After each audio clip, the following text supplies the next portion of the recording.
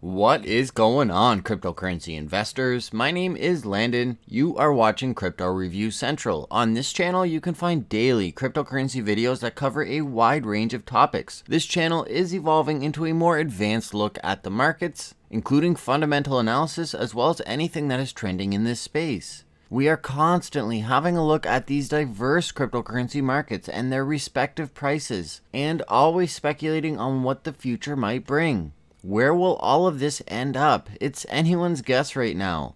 Rather than pitting the space against the behemoth that is fiat and trying to be a better version of that, I truly believe that the cryptocurrency space is headed towards what I'm calling the industry-specific solutions to long-standing chronic problems that traditional infrastructure has not adequately addressed. We covered earlier on this week what Bancor has done in Kenya, providing a boost to the local tomato trade and empowering individuals like never before. Or what VeChain is currently doing with Bright Food out of the Asian markets with cold chain logistics and big data analysis. It's clear to me that rather than tackling fiat, this space can begin to tackle long-standing issues in a variety of different industries. All of that is fine and good, and the pace of development, in my opinion, will continue as it has for quite some time to come. But what good is all of this social impact or all of this accumulation of wealth if it can all be erased or stolen in the blink of an eye, or for something as simple as a wrong click of the mouse?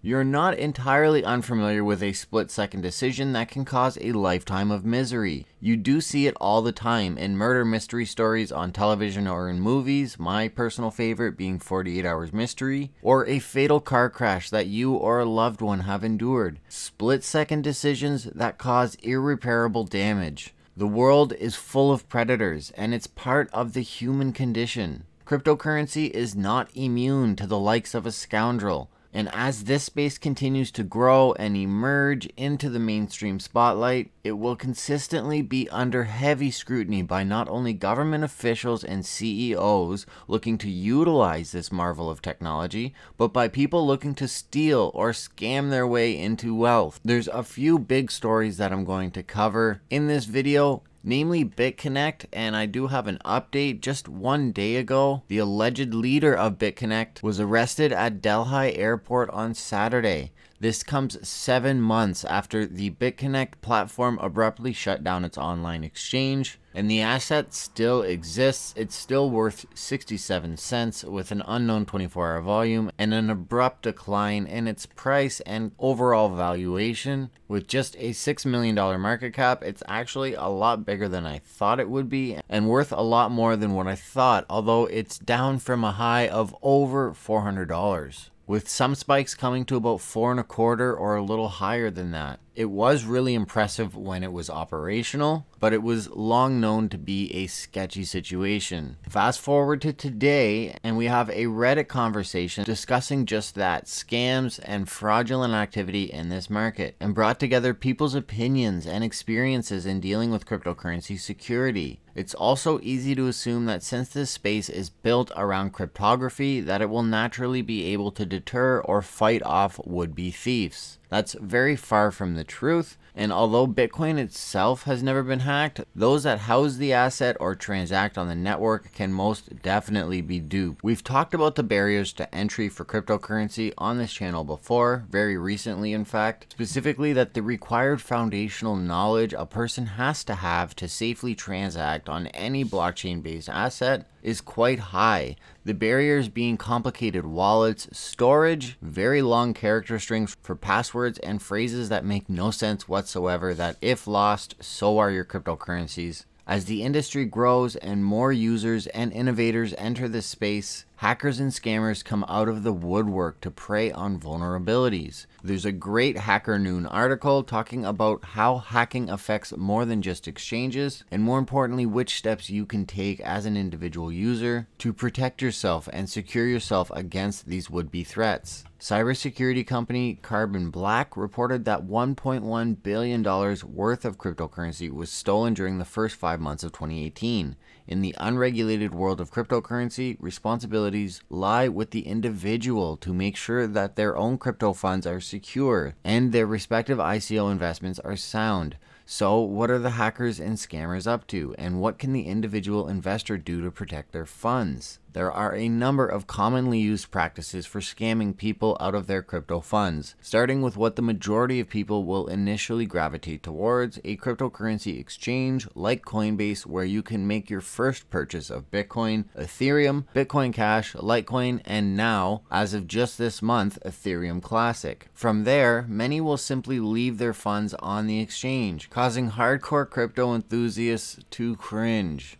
This is because, among other risks, crypto exchanges could be vulnerable to hacks and have in the past. The article specifically cites Mt. Gox, which is about the most famous instance of negligence in the cryptosphere, where in 2014 hackers stole over $450 million worth of Bitcoin. The exchange was later forced to close. Other high-profile exchange hacks include Ubit in 2017, and another one that hit Ubit that caused them to go bankrupt in the end, as well as Coincheck in 2018. Hackers in this Coincheck incident made off with a staggering number of $500 million worth of NEM tokens, which is a devastating blow to one specific asset. You can clearly see when the hack happened on NEM. It was late January of this year, and you can see with that volume increase right here, that's when the hack happened. Rather than keeping funds on an exchange, many investors prefer to use a digital wallet instead, and some even prefer to use a hardware wallet. However, wallets can also be prone to attacks. The article uses Shopin as an example. In June 2018, the company reported one of its partners had been hacked, with around 10 million of its cryptocurrencies lost. The partner was running a syndicate and had been storing the syndicate investment funds in a hot storage using My Ether wallet. Shopin subsequently issued a token swap, granting all legitimate token holders a new token, and so rendering the stolen ones useless. Although the company technically held no legal responsibility for the theft and weren't at fault for the hack, the CEO gave an interview in which he explained the seriousness with which they viewed the case and the steps they are taking to improve their security. The company is now partnered with Cryptos, one of Asia's most secure exchanges, in a move to increase security and further prevent hacks.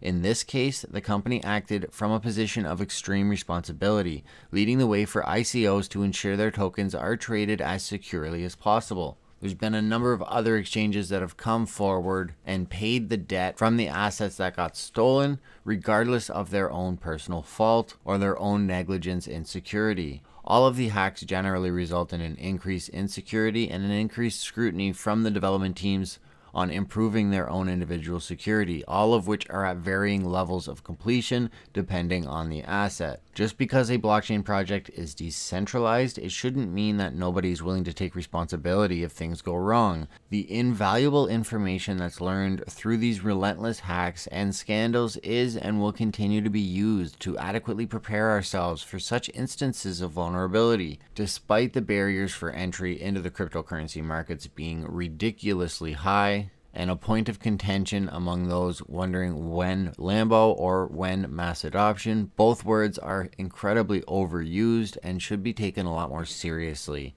than they currently are. We're so far away from mass adoption, I can't stress that enough, but as usual, I digress. The scrutiny from hacking groups is large, and that will always be the case. It's relatively easy for one to transact safely on any given network and use the variety of tools that are available to us, like MetaMask, My Ether wallet, and other reliable, long-standing, and secure ways to transact in any cryptocurrency asset. I personally use Coinbase. I know the hardcore crypto enthusiasts will scoff at the idea of leaving funds on Coinbase or on any exchange, but I've yet to have an issue, although I am still very much aware that it's that very mentality that will be the demise of any of the assets that I do hold on an exchange. I do have a hardware wallet and use it for the majority of my holdings, but some of these new alts and any new accumulation of Bitcoin is generally done on Coinbase and any respective exchange that I use. Currently, I've only used HitBTC and Binance, but I am highly considering Quadriga in the very near future to withdraw Bitcoin into Canadian funds so that I can live. Moving on, lastly, in the actual direct attack category, we have phishing attacks. Even if wallets are secure against hackers, scammers may also use phishing to gain private keys and steal the funds. For example, when Block 1's emails got breached and the email addresses of investors were subsequently targeted in a phishing attack where they were asked to register their EOS tokens, they made off with $61,000 worth of EOS, which is a relatively small blip in the overall grand scheme of things, but is still a decent amount regardless. A phishing scam is you clicking the wrong link, aside from getting like Trojans and stuff, where somebody puts up a similar website to the one you're trying to visit and registers the domain with a typo. You type that typo in without realizing it and get the same landing page that you expect to get.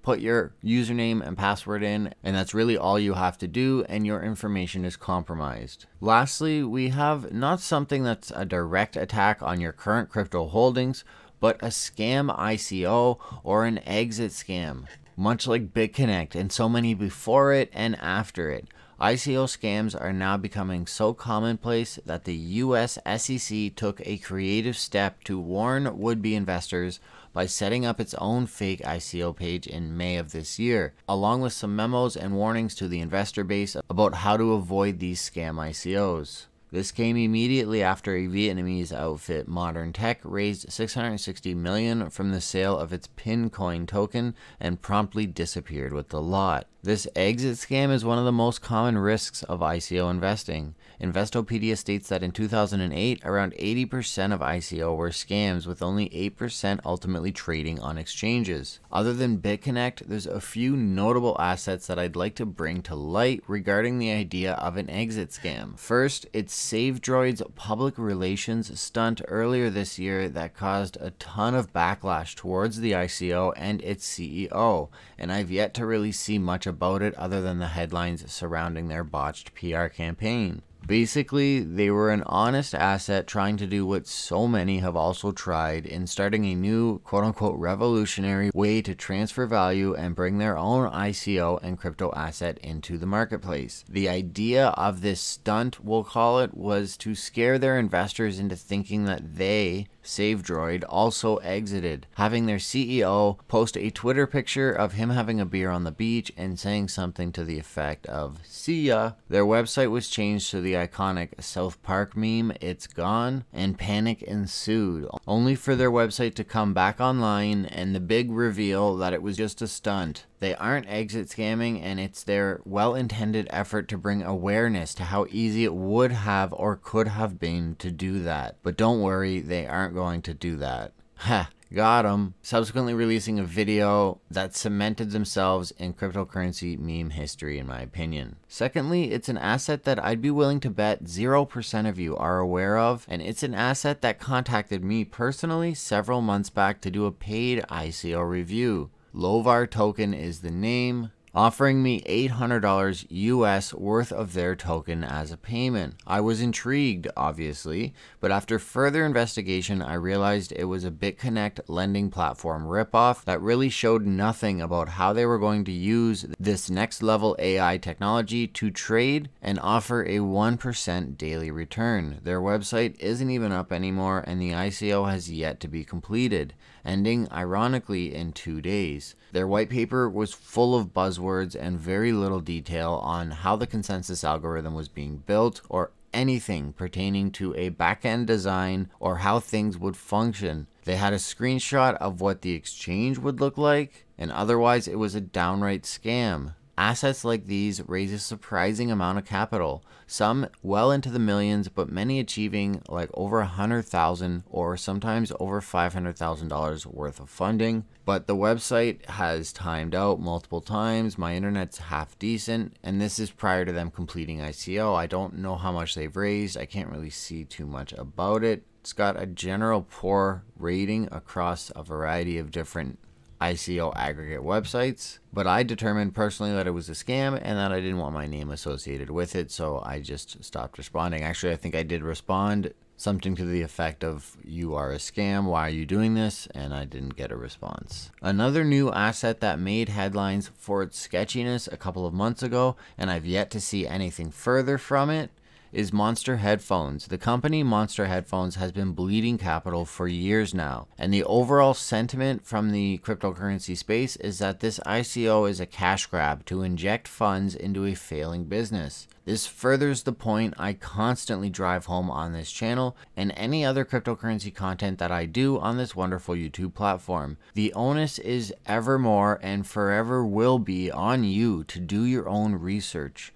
Ensure you're not diving into 10 different ICOs because the ICO bench or insert random ICO aggregate website here says in one way or another that it's a good asset. Not every ICO is a good project, and not every ICO is going to be like the ICOs you hear about, Binance Coin or Cardano, IOTA, Nano, and more major players that have been a major player for the past 2 years. Or really for the past years, since the rise of these altcoins and since the drop of Bitcoin dominance from about 75% at its absolute lowest, generally being above 85, down to less than 50, which it's slowly reaccumulating as time goes on. We're above 50% and have been currently at 53%. We'd lost 1% earlier on this week when the market saw that pump, when some of these assets, namely Nano, VeChain, Lisk, and Ontology, did amazing. Zilliqa as well were up above 20%. Nano touched 60% gains in 24 hours.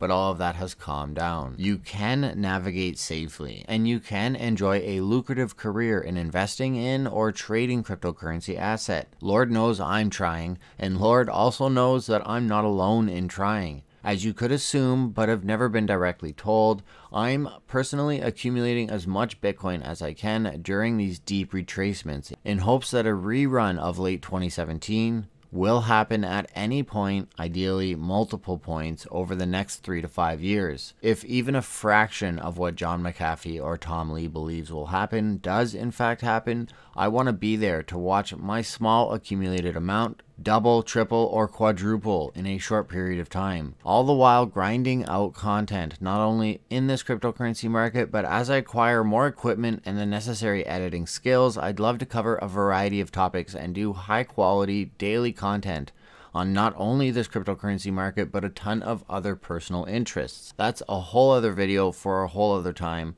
but we all have our own dreams. Mine just happen to be interwoven so delicately into this cryptocurrency space. I have a personal vested interest in this space to continue to grow and become more mainstream. I would love to make my first major camera purchase with Bitcoin, but we aren't quite there yet. We are really close, it seems, and I'm excited for what the future will bring, and I really think you should be too. Continue to follow our daily content on this evolving cryptocurrency space. I provide daily analysis on trending topics, so hit that like button if you enjoy the videos and subscribe if you haven't already. We have an entirely new giveaway structure in the description below.